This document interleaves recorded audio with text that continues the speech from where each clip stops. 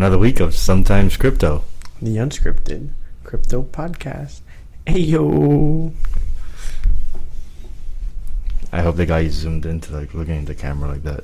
I didn't look at the camera though. I said, hey yo. Oh, okay. I didn't look at it. Today's a very fun and exciting episode, don't you think? What? The topic. What's the topic? Standardization. What are we standardizing? Another standardized test? Standardized test to save the day. More SATs. Isn't that something? SATs, ERCs. More like ERCs. That's what we're talking about. ERCs. Bro, you look at me. I'm like, what? Why are you looking at me like that? Why are you looking at me like that? No, what he's saying is funny. Yeah. Technical standards. Did you do your research? I did the Googles. I did the Googles. I did the Googles. Yeah. That's good. So did I. I Googled. A lot of Googling. I already hope your camera got that. Are you doing the... Yeah, of course. Of course you got it. With him. It's all for the show. It's all for the show. It's all part. Okay. It's all part of the basic the basic programming. Basic programming. Oh, Standard programming. Standard programming. All right. Where do you want to kick off? You want to kick off with the actual topic at hand, or with all those tangents that you said you wanted to talk about? I don't know. Whichever one you want. We can do the topic. Topic? For sure. All right. So, like I said, very interesting, very fun topic we're talking about. Standardization. Why is it so interesting? You may ask. Right? That's my phone. Ah. My mom's calling. Someone didn't silence their... My mom's calling. I find it funny my mom's calling because my dad texted me. And I told him I was with you. Okay. So I don't know why she's calling. I don't know. You want to pick it up? You want to call her back?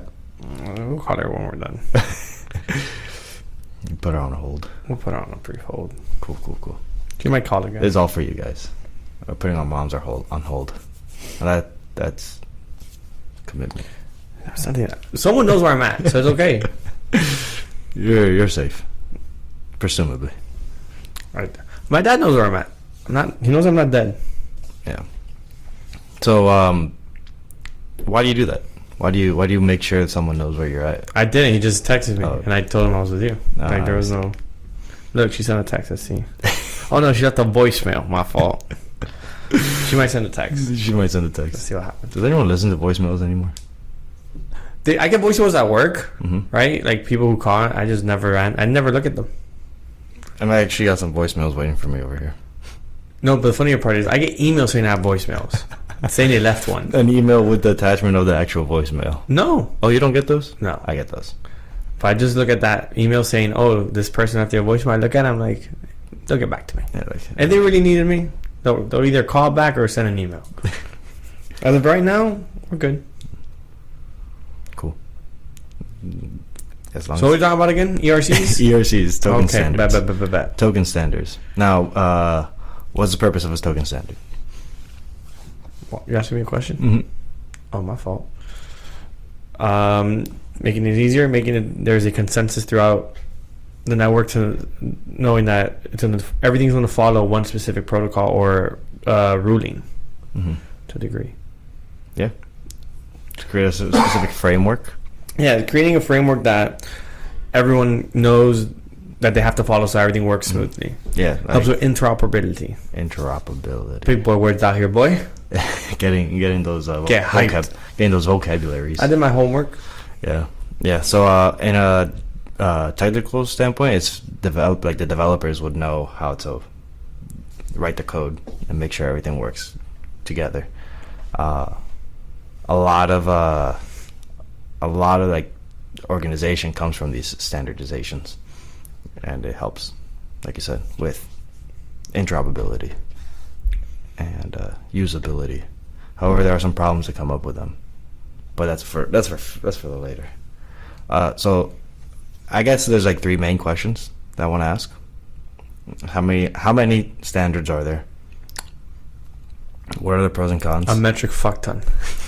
And how do they work? right, so my question is... I answered one of them. Oh, no. No, because you... I'll ask you later. This is a tangent? An algorithm thing. Yeah. Yes. Yeah. All right, for sure. So, there is a bunch. You're right. Like a metric ton. It's not the first 5 minutes. That's why. Oh, well. We'll be fine. We'll live.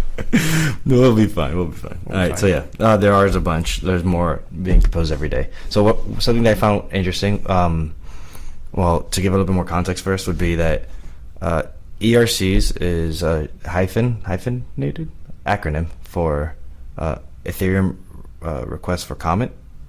C, yeah. Which the part that I thought was interesting was that ERCs originate as EIPs, which is Ethereum improvement proposals, which I didn't know that. So essentially, the Ethereum community, every once in a while, contributors on that community would propose some type of update or change to the blockchain, and eventually, whenever that proposal gets like signed or like approved, finalized, they will turn into like ERCs. Like certain ones of them would turn into ERCs, which I thought was interesting. I was like, I didn't know that ERCs started off as EIPs. I mean, makes sense though. Does it? Yeah. Why does it make sense from like the get? Because for me, I mean, I read it, I was like, oh, that's interesting. But like for me, I thought like a ERC was just something like one of these standards just like came from like, oh, I'm doing this. This is the reason why I'm doing it. If you guys wanna do it as a proposal, I guess. So an ERC would be like the final product. Mm-hmm. The EIPs are like the rough drafts. Yeah, to a degree, pretty much. So you don't get an ERC you don't get the final product without the rough draft, without the proposal. So you have to propose it, and then this is and then they execute. Mm-hmm. Yeah, and then they look at like ERC 20 is always looking for improvements. Mm-hmm. ERC 20 specifically is looking for improvements. Yeah. All right. So, what's ERC 20? Jesus. Essentially, it is. It's a fungible token, and it's what allows you to build on Ethereum's layer. Mm-hmm. And it makes it so that every asset that comes up, that's created out of it, there is a set maximum, or however you want to set it up, but there's an amount. They're all going to have the same value. One will not be more than the other, and if I'm not mistaken, they all share the same token IDs or something like that. They're fungible. Mm-hmm. And it's also the ability to track, giving you abilities to track transactions and governance and other features. Yeah. ERCs are super common, like all over the place. Yeah, it's the most common token. So you said that they're fungible, have a like fixed value, and like they have this. They share a fixed value. Mm-hmm. One token will never be worth more than the other. Oh, okay. Then they're tradable, obviously. Yes. Yeah, like I could use it for exchanging. You can use it. It's also a form of exchanging. Yeah. ERCs originally started in it was proposed in 2015, and it took 2 years to get it finalized. ERC 20. ERC 20 specifically, correct. Yeah. They pretty much started the whole ICO boom. Yeah. If you just start going through crypto market cap, mm-hmm. and just start seeing all the coins out there, all the Ethereum based coins, the vast majority of them are ERC 20. Because they standardize a form to create it mm-hmm. on the chain. Yeah. Which is funny because I think we talked about it in the last episode about bridging with Ethereum and Wrapped Ethereum. Yeah. Because Ethereum as it is not ERC 20 compliant. So then they made Wrapped Ethereum to make it ERC 20 compliant. Right. I'm pretty sure we talked about that last episode. If we didn't, or if we did, either way, you should go check it out. I don't remember what the number, but the episode. There will be maybe there might be something somewhere on the corner. Maybe we'll get good at that one day. There may be, or there isn't. I've always wanted to do that. Hey, click the link on the corner. Click the link in the corner. I said it. Alex will do it. Yeah, it's one of these. Yeah. That's funny. There is a major drawback to this ERC20 contract, though. What is it? It usually comes from user error, but essentially that token standard does not allow for any form of recovery, or it's very easy to fall off a cliff with ERC20 tokens, where you send a token to the wrong address or the wrong wallet and it's gone, permanently, which is crazy, which happens to people. I'm people, but it's fine. It's fine. It's not. You live and you learn. You find. He made the mistake, so you guys don't have to. Yeah. And that's why you always have to be very cautious when you're sending things around. Sometimes you think it's the right way and it's not. You gotta make sure everything is legit. Like the numbers are correct. If not, if you send it to the wrong thing. Okay. So essentially, what happened to me was I sent some USDC to a wallet address does not accept USDC, and I lost that USDC. I was like, God damn it. That happens. Yeah. You also have to be careful with what wallets you're using, because sometimes they're not compatible with what you're trying to receive. Yeah. And you forget that. Yeah, and then once it's gone, specifically for ERC20, it's gone. There's no way to get that back.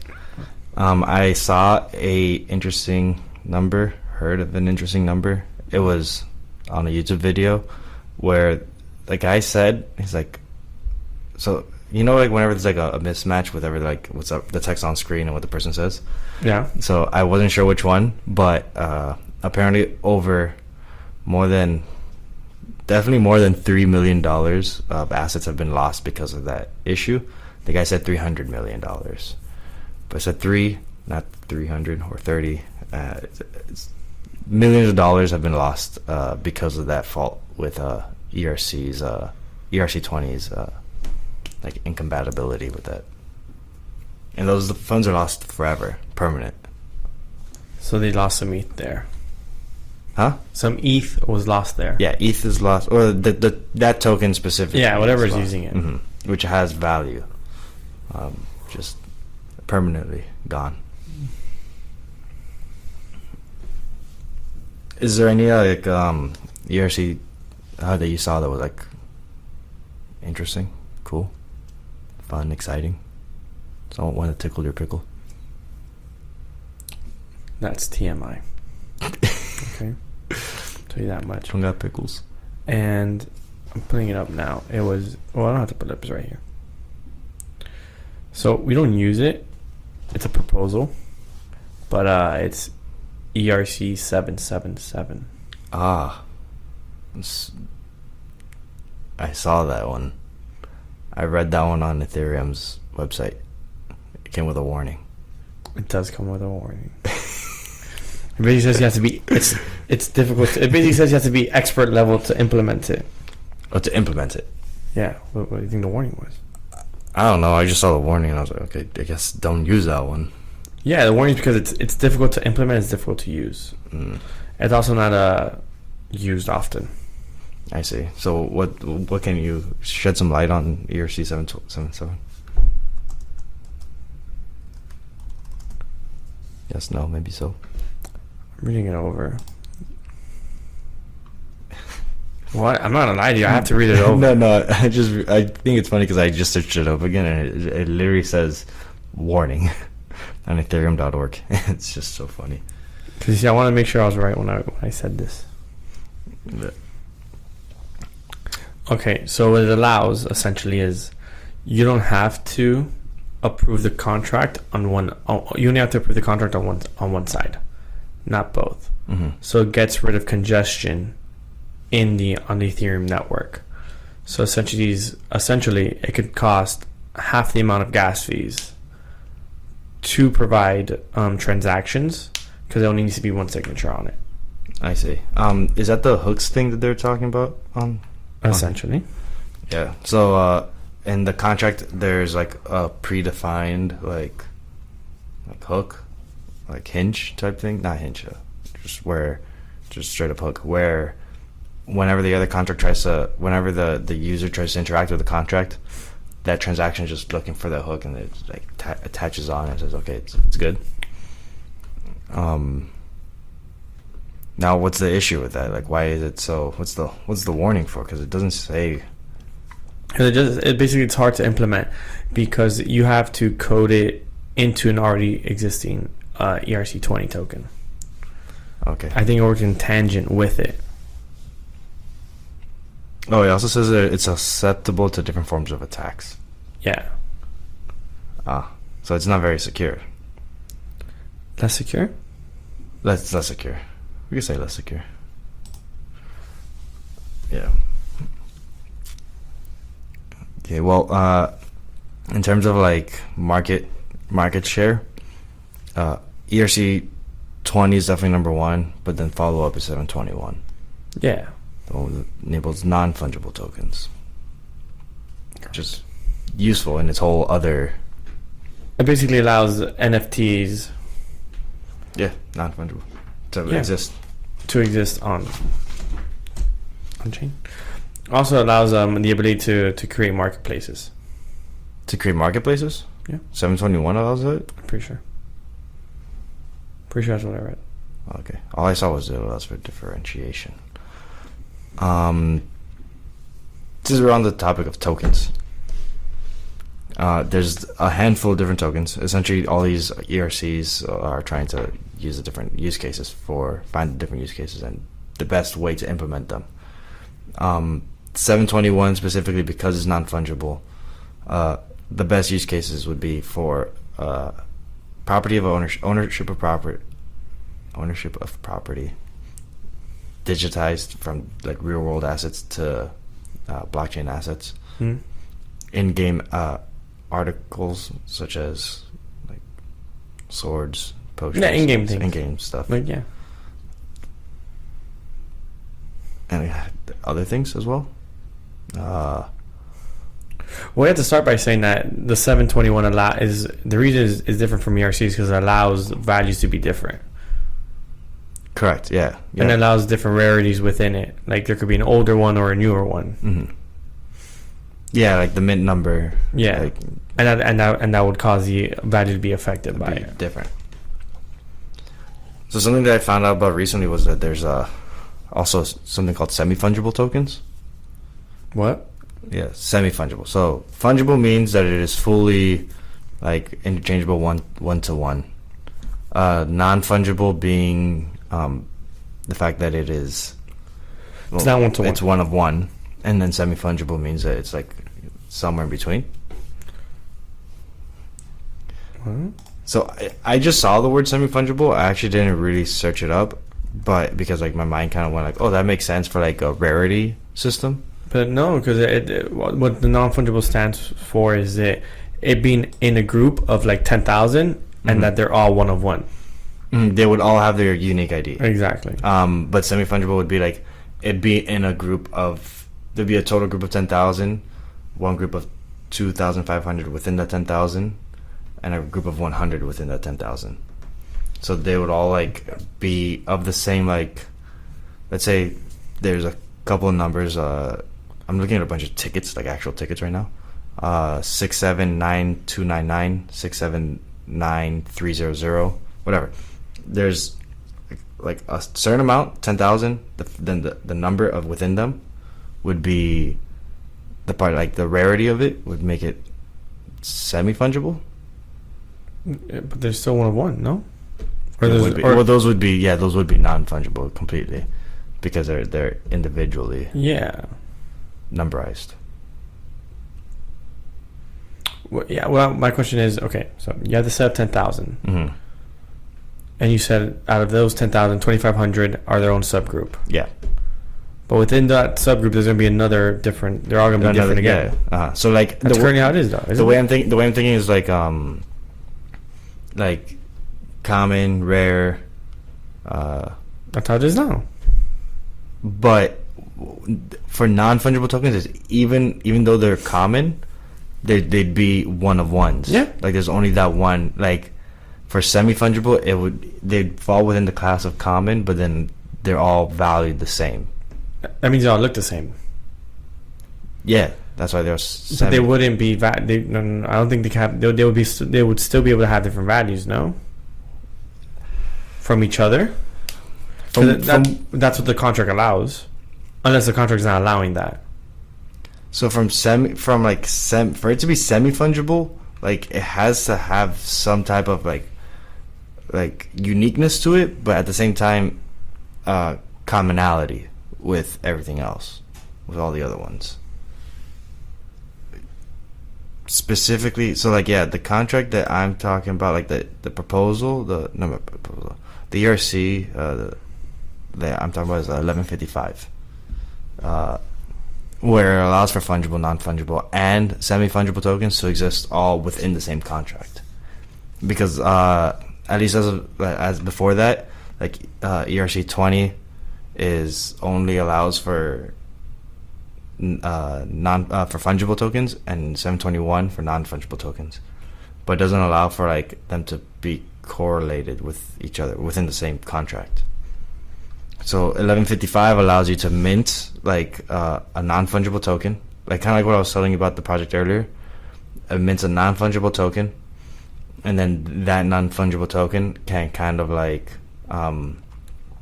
interact with a fungible token that gets issued out by some type of algorithm or like recurring time period.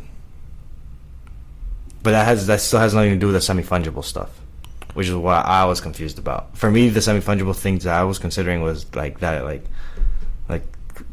certain amount of like cards within a type of game.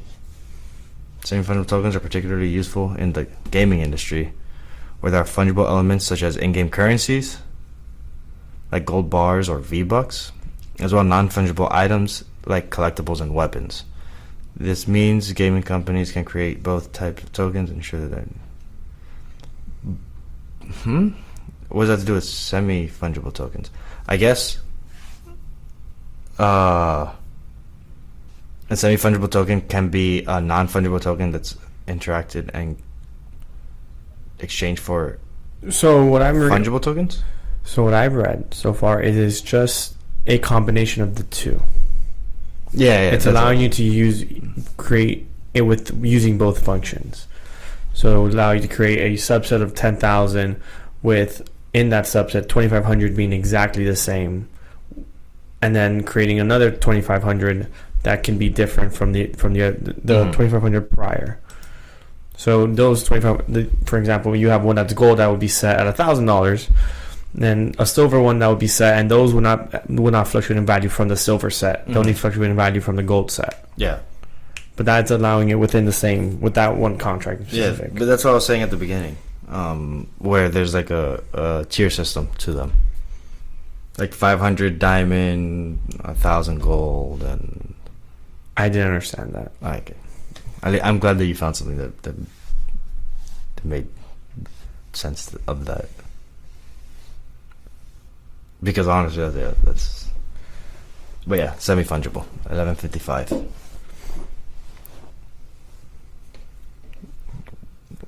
What type of use cases do you think come from that?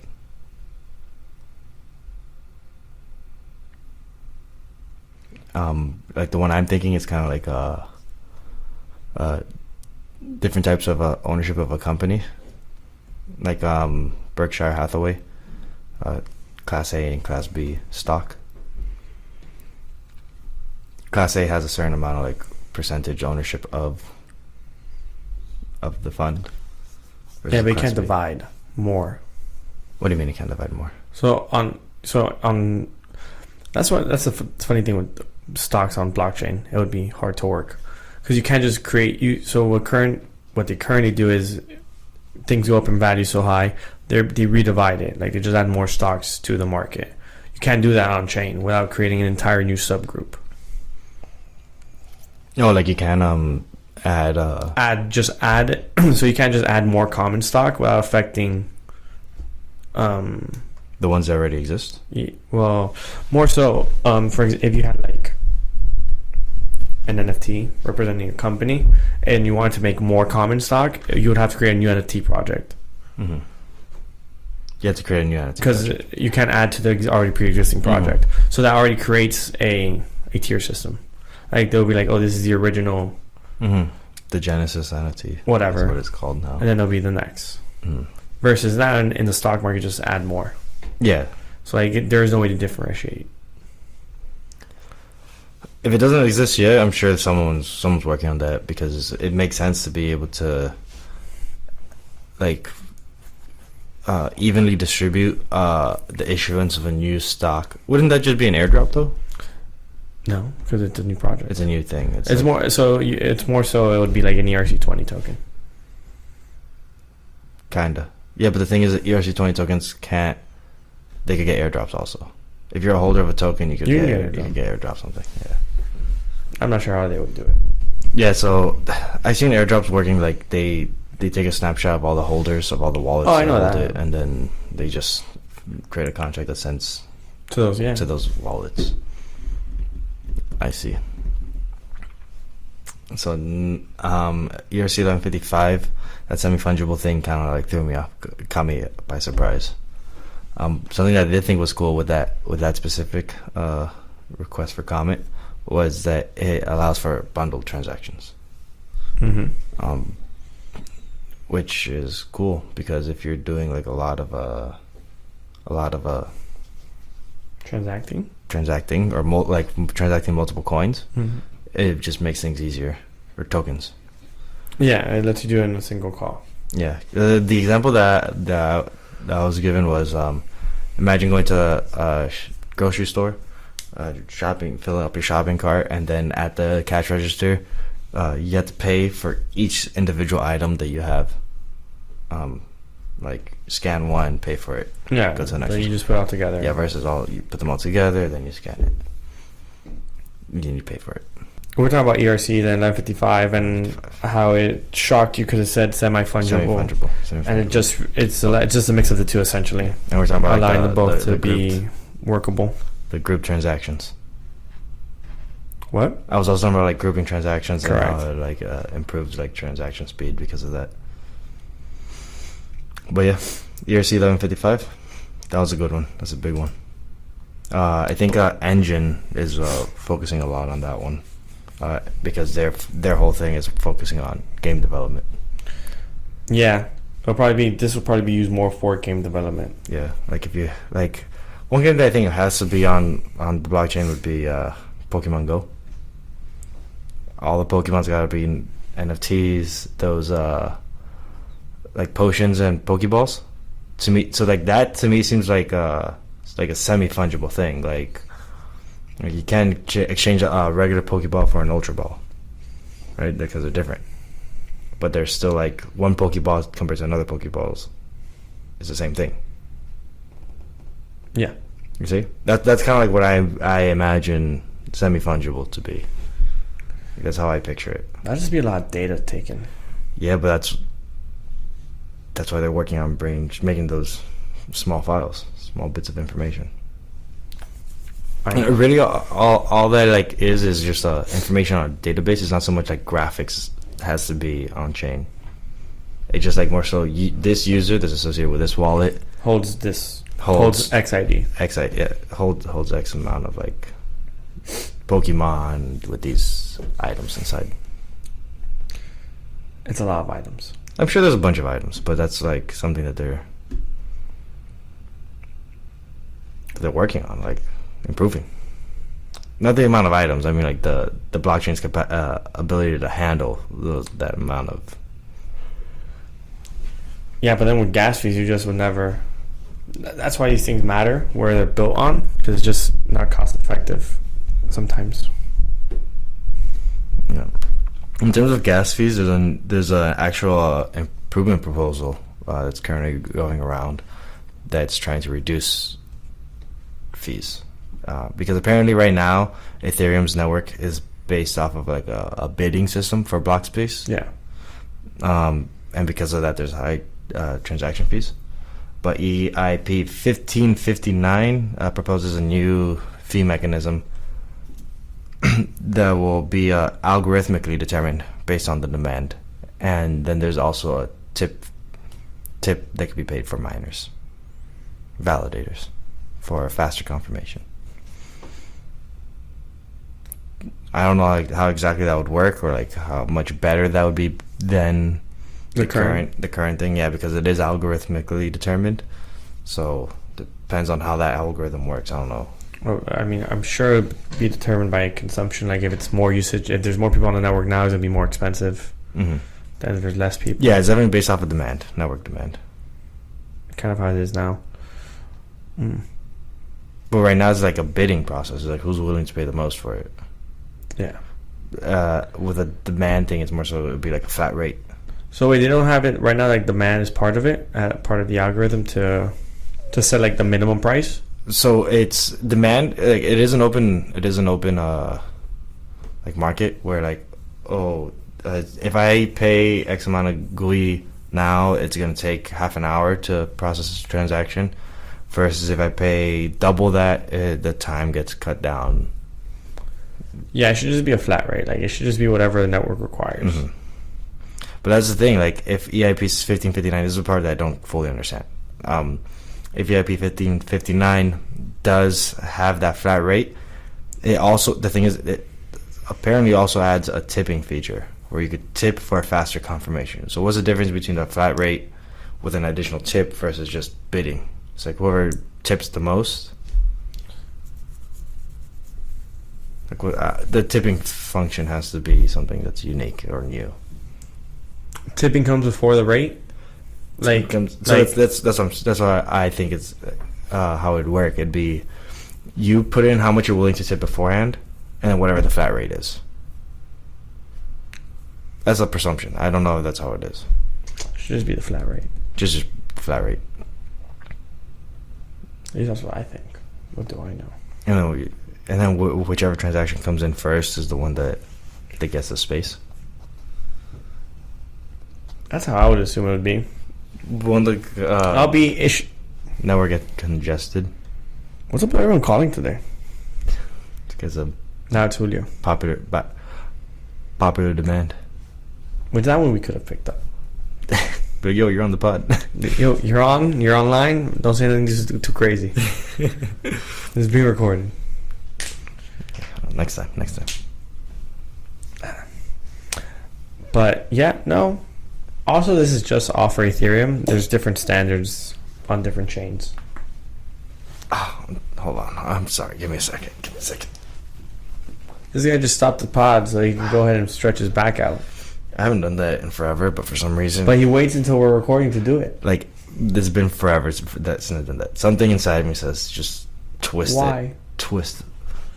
I don't know. I cannot explain to you why. I just had to do it. This guy. Let's get back into it. You ready now? I've been ready. My entire life's been leading me to this exact moment. This guy wants to get so philosophical today. I feel like you've been tired of my shenanigans since I met you. Since the second you saw me, yeah, pretty much. Not today though. Like this I feel like you just had so much perception of what was going to happen in your future, and you're just like, God damn it, like this guy. I don't know what you mean by that, but okay. When you first saw me, it was an act of violence. Oh, you're talking about that first interact? Yeah, for sure. So you're gonna be my best friend. It's an inside thing. I'm sorry. I don't want to be your best. Let's get to it. William, just cut me off. Just get all right. So you're stalling the podcast. I'm sorry. Anything else you want to add to these ERCs? No. I covered the ones that I cared about the most. This guy's funny. Do you want to add some things? I have nothing to add to this. Okay. Like this is done. You're good. I have nothing to this. William does not want to talk about crypto today. No, I didn't say that. He did this by force. I was like, we're talking about this because this is a topic. He's wanting to talk about. I'm like, okay. He asked me, he's like, what's the topic? And then I did give him a topic. He's like, God damn it, that's a topic. It's like pulling teeth out here. Let's go. What do you want to talk about? No, we're good. We're good. Current events? No, we're good. Hot takes? Nah, we're good. What other crypto things are out there? What other crypto things are out there? Yeah. I don't know. I think you're telling me about something interesting going on. No? I did have something that I wanted to look into, which is that decentralized media thing. Media for the people, by the people. A Web3 project called Rug FM. Looks cool, but we gotta wait till they open up their hosting applications. Essentially, I would like to see if we could make our podcast on a Web3 platform. That'd be cool. Thank you for sharing with the class. That's all. That's just the only crypto thing. That's it. Okay.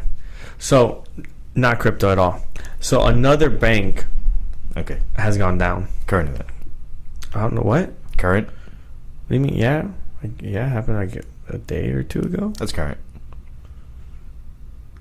Yeah, I guess. I was like, if the information hasn't come into me in the past 30 seconds, it's not current. I'm not saying. I'm like, yeah, it's current. I'm not saying it's not, but whatever. So so not just that. It was also bought already by Chase. And all the branches that say I think it's First Republic, whatever the name is now. Of the bank. You don't know the name of the bank. I don't remember. Something about First and Republic. You don't know if Nationals in there or not. I don't. Heard. I got you. Okay, so this bank went bankrupt. I'm assuming because of the same issue that happened with the bonds with. I don't remember the other bank's name now. I'm doing the Googles right now to verify. He's doing the Googles. Names. Googling. That's crazy. Another bank? That's what? 3? Yes. 3 in the last couple months. Now, are banks in trouble? Small banks are. Small banks are in trouble? Yeah. Because of this positioning that they've taken with federal bonds?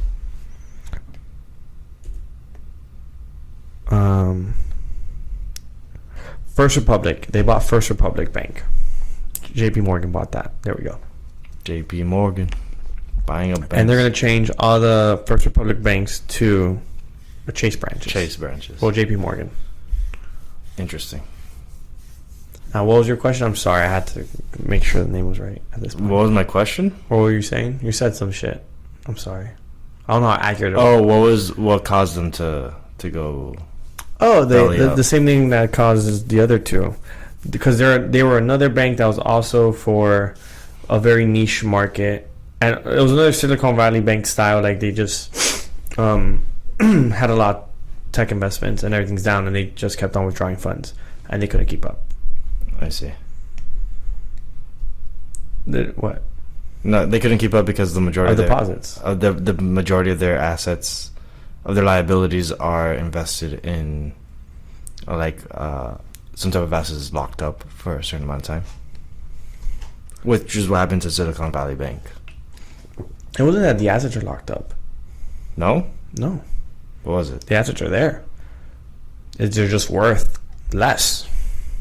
Oh, I thought when you buy a bank bonds note, you can't withdraw it until the vesting period's closed. That's also part of it. I'm sure some of their bonds, but they sold them. Oh, that's true. You can sell the bonds on a secondary market. Yeah, they were able to sell. They were just sold at a loss. Yeah. Yeah, if you want to get the reward, you have to keep it, but you can resell them. Mm-hmm. But they just, since the interest rates have gone up, they're worth dog crap shit. I see. Compared to where it was, but yeah, they went down and they got bought out by Chase. And you're saying what happened? What was going on with banks? Or so that's the third bank already in the past 2-3 months. Maybe. So maybe 4 months. Yeah. Maybe 4. What who's to say that other banks aren't going to have the same issue? They are. They are. Most likely. Are they all going to be bought out by somebody? By somebody? Most likely. Think? Yeah. I don't know. I don't know. Yeah, they'll get bought out. I'm sure at some point these big players might. Because no, they'll get bought out because they have no risk. What do you mean they have no risk? They're crucial to the system. The government won't let them fail. Too big to fail? Yeah. The banks in this situation currently are too big to fail because what they're doing, allegedly. I'm gonna say allegedly here just in case. Just in case. I don't want to get involved. Allegedly, just in case. Because on top of that, you're also just pushing all the money to just big banks. A lot of so we've gone down concentration of wealth. Yeah. Yes. But more so, you're losing decentralization. Yep. Since all these smaller banks are closing, all the banks are becoming centralized.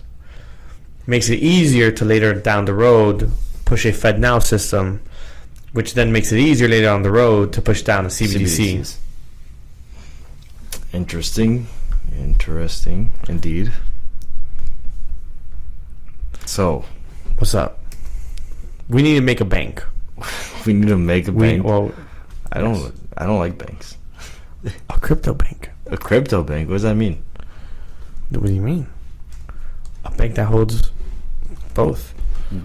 Crypto and digital. Well, currently banks are able to. Banks are allowed to hold 2% of crypto on their balance sheet. That's news to me. Yeah, they're not with their money. They're not allowed to use depositors' money for that or investors' money. But the bank is allowed to use their own profits to do so. Oh, within their own. Okay. Yeah, I see. That's crazy. That's pretty cool. That they get to hold. Also, another thing I heard that's pretty cool is 40% of wealth managers hold crypto, but none of their clients do because they're not allowed to say that to them. They're not allowed to say because the SEC hasn't ruled. The SEC hasn't ruled on if they can invest in it. Or they haven't set any direct guidelines on how they want to approach that. So investment bankers who are planning for the future own it, are buying into crypto, but you're not allowed to push that to their clients or show it to their clients. But they own it themselves. Something I find interesting is how MicroStrategy just buys so much Bitcoin. And they have an underlying business where it's just business analytics and but which is how they generate the majority of the revenue. But the fact that they own so much Bitcoin on their asset sheet, and they're allowed to be like their stock market price is kind of based off of how much Bitcoin that they're holding, which I think is kind of how something that happened. Which I think that's funny because financial advisors can't suggest Bitcoin as an investment, but they could suggest companies that hold Bitcoin as an investment, which is what happened to that's why the biggest change would be an ETF, a spot ETF. That would be huge. Warren Buffett, who has made claims against Bitcoin and cryptocurrencies, but he owns a portion of BlackRock, which invested in another company that owns Bitcoin and cryptocurrencies. So I thought that was interesting because everyone is indirectly involved in crypto. Especially if you have a Roth. Is it a Roth IRA? What? No, I'm not sure what you mean. This the long-term investing thing that you do with an index fund. It is an index fund. 401k. 401k. That's what I meant. I mean, a Roth IRA is also similar. It is also investment index funds, but 401k.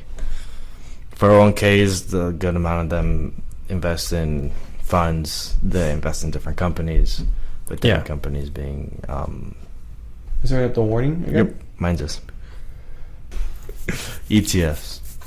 Yeah, that'd be huge for the crypto market.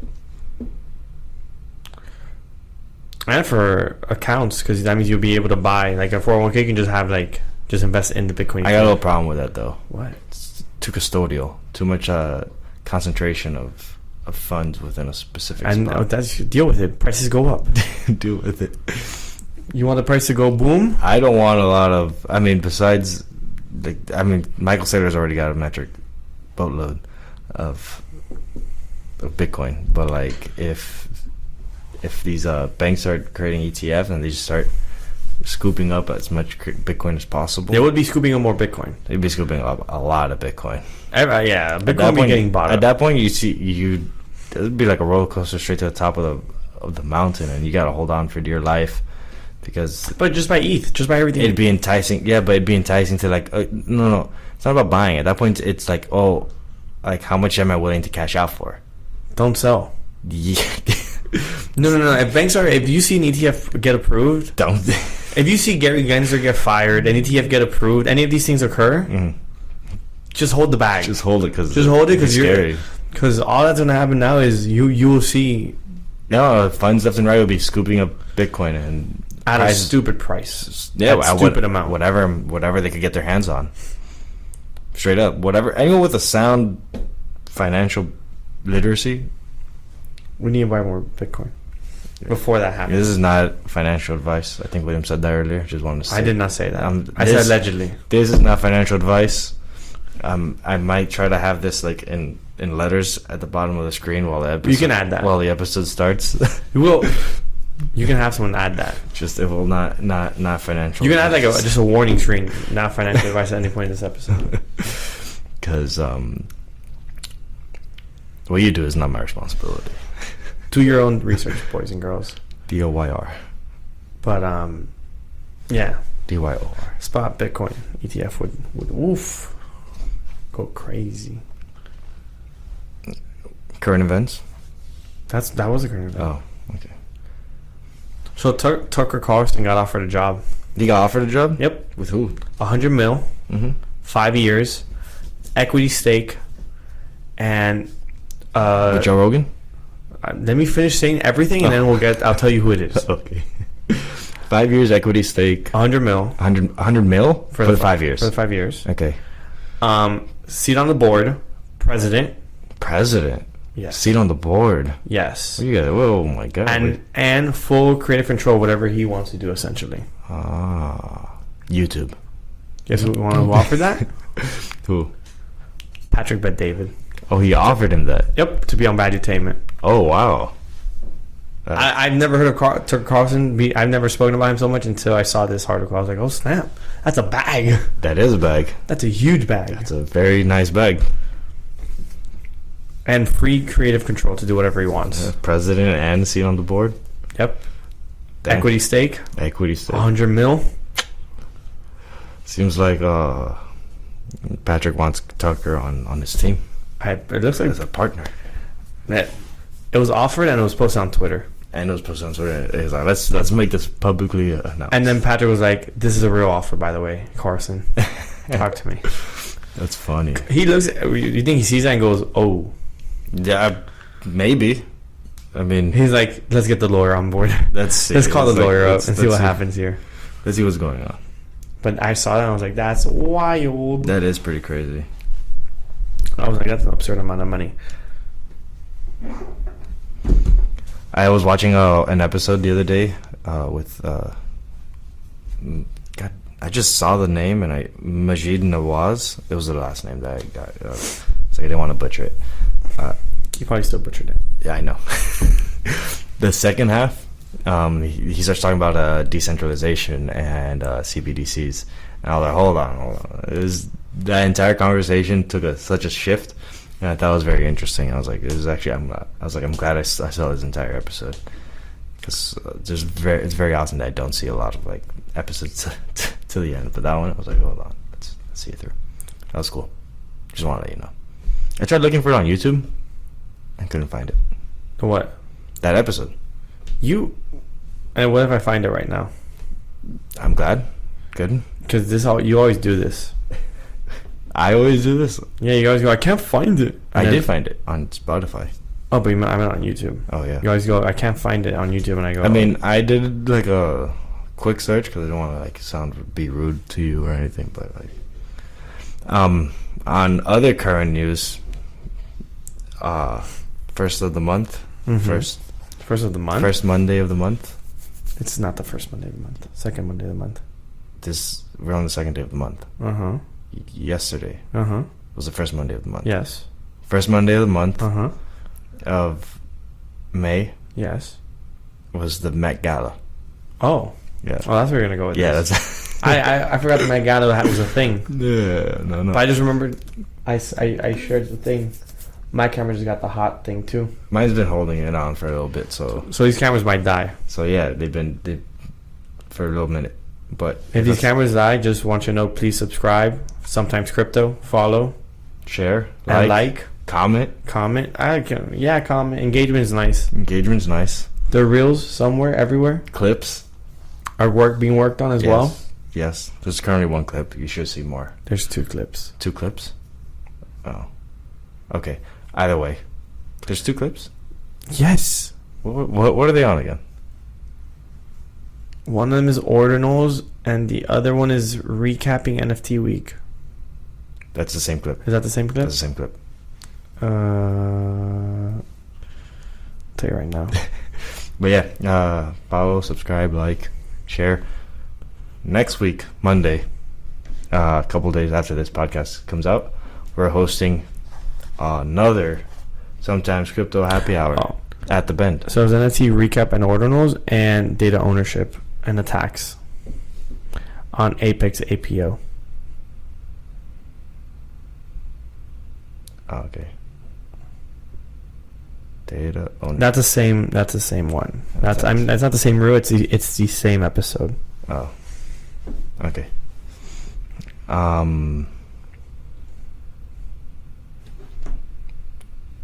Next week, Sometimes Crypto Happy Hour at the Bend. I said it. I said it before, and then you said something about the clip. But yeah, no, my thing's been holding on for a little bit, but it kind of makes sense though because we've been running on for the same amount of time, almost the same amount of time, close 5 more minutes before it shut off the first time. I see. Battery looks like it's doing fine. I don't see any battery warning. Well, it was charging. Yeah. So I think that whole thing that we did. So now we solved one problem. I think so. We'll work on solving the heat issue next. Yeah. I think we just start drilling holes in the camera so it can breathe better. It doesn't be crazy. Just enough for the air and everything to circulate. Mm-hmm. Well, the reason why I brought up the Met Gala thing, though, is because I found something interesting about it that caught me by surprise. Do you know how expensive it is to get into there? What do you mean? The Met Gala. So it's an event that's done every year. It's a fundraising event. Oh. It's a fundraising event. For who? For the Met. The Met is a museum. The Metropolitan... In New York. In New York, correct. And the Met Gala is hosted by, I think it's Vogue, fashion company that created the gala to raise funds for that museum's fashion exhibit, hopefully whatever fashion exhibit is. Okay. And each year is when during that event is when they display and debut that year's exhibit. So the whole gala is to raise funds for the exhibit, which they debut and show the night of that event. Okay. Tickets to get in. Okay. Mind you, when they started off, $10,000. it was a dinner. It was just a simple dinner. It was $50 a ticket.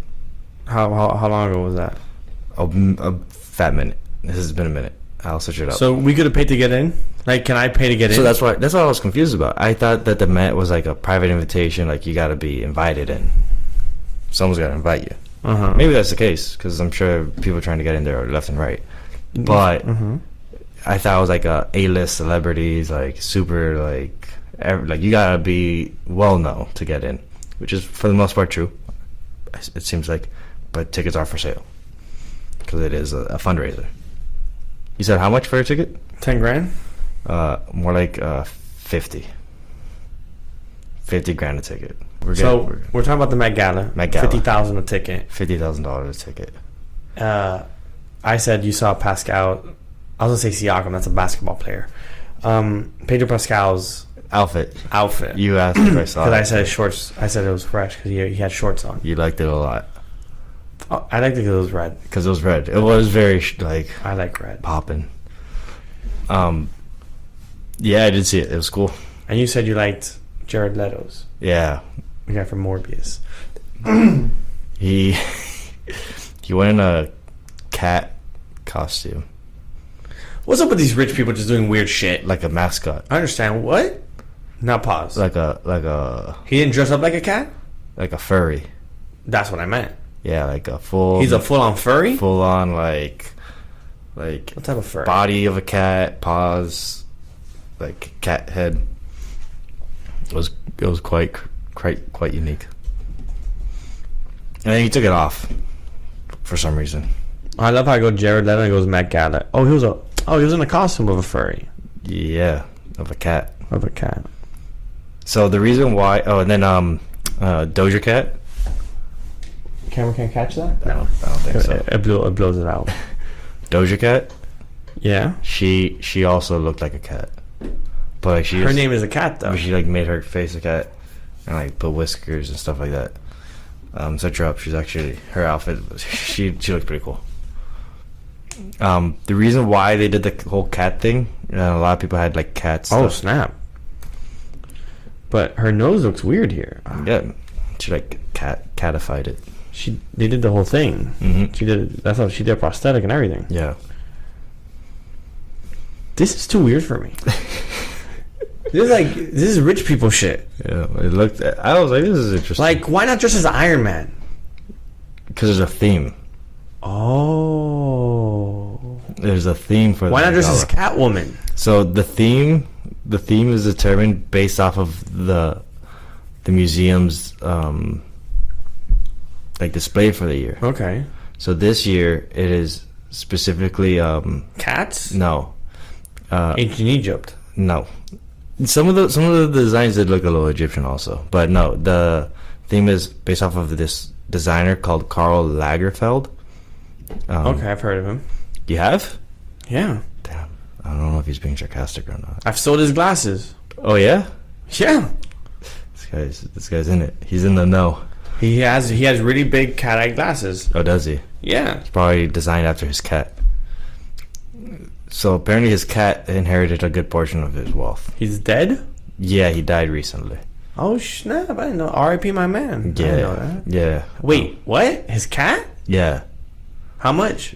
I don't know. I didn't even click on the article. What, man? I didn't even click on that article. How much? But yeah, something about his cat inheriting a good amount. But he loved his cat, so like people were like dressing up as his, like with the cat stuff.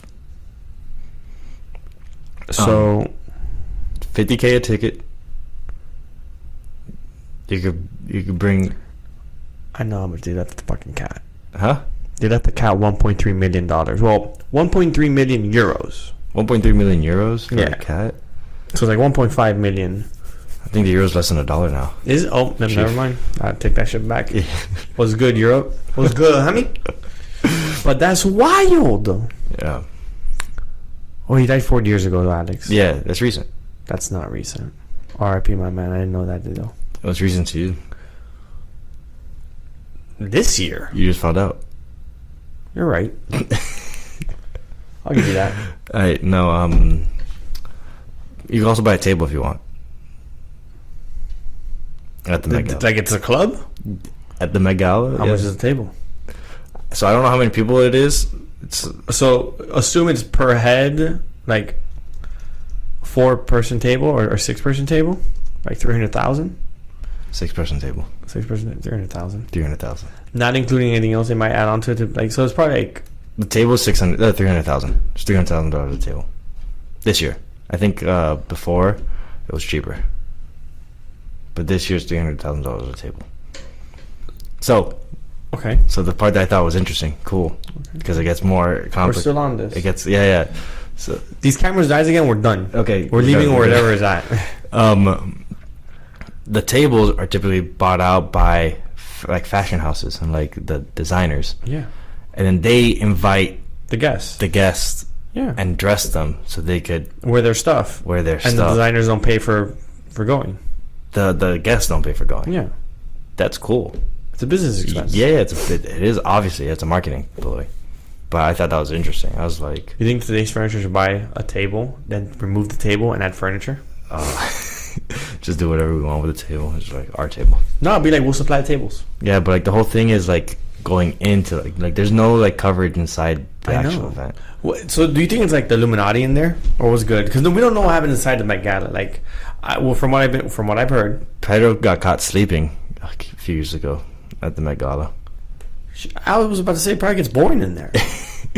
I don't know. Apparently one year, like I think everyone took pictures inside the bathroom or something. Like everyone, like literally everyone got into the bathroom and started taking pictures. And that's against the rules. I don't know. No, it's just things happen there. I don't know. Okay, but you think like there's sorcery going on in the Sorcery? something, some witchcraft? There has to be something going on. It's a bunch of weird folks. It's a bunch of weird folks. I don't know. They're dressing up as furries. I have to say something. You gotta say something. Salacious. Get some clicks. Well then, I say we close it out. Yep. It's been a long, one heck of an episode. long episode. I don't know about long. It's been hectic. Well then, Thank you for tuning in. we'll catch you on another week on next week's episode. Your favorite crypto podcast, Sometimes Crypto. The Unscripted. Crypto Podcast. Hey yo.